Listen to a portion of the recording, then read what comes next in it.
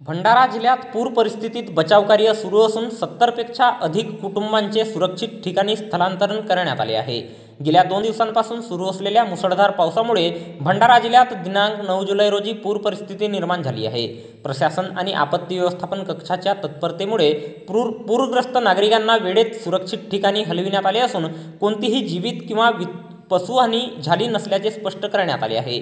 जिल्हा आपत्ती व्यवस्थापन कक्षाने दिलेल्या माहितीनुसार आतापर्यंत 71 कुटुंबांचे स्थलांतरण करण्यात आले असून त्यांना जिल्हा परिषदेच्या शाळा, प्रकाशशाळा, समाज मंदिरे तसेच नातेवाईकांच्या घरी सुरक्षित ठिकाणी ठेवण्यात आले आहे। जिल्ह्यातील 38 मंडळात अतिवृष्टीची नोंद झाली आहे। सर्वाधिक पावसाची नोंद लाखनी तालुक्यातील मुरमाडी येथे 172.5 मिमी इतकी झाली आहे। भंडारा, पवनी, तुमसर, मोहाडी, साकोली, लाखनी आणि लाखांदूर या तालुक्यातील बहुतांश मंडळात अतिवृष्टी झालेली आहे। फक्त मोहाडी तालुक्यातील कांद्री आणि आंधळगाव येथेच अतिवृष्टी झाली नाही। भंडारा तालुक्यातील कारधा, गणेशपूर, भंडारा शहर, जमनी, कोंढी, जवाहरनगर, बोरगाव खुर्द या भागातील घरांमध्ये पुराचे पाणी शिरल्यामुळे नागरिकांना स्थलांतरित करण्यात आले। तर पवनी तालुक्यात 3, तुमसर तालुक्यात 9 आणि लाखांदूर तालुक्यात 1 कुटुंबांचे स्थलांतरण झाले आहे।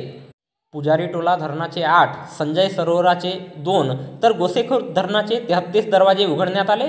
जिल्हा आपत्ती व्यवस्थापन कक्षाच्या चॅटबोट सेवाद्वारे पूरस्थिती संदर्भातील माहिती नागरिकांना वेळोवेळी देण्यात येत आहे।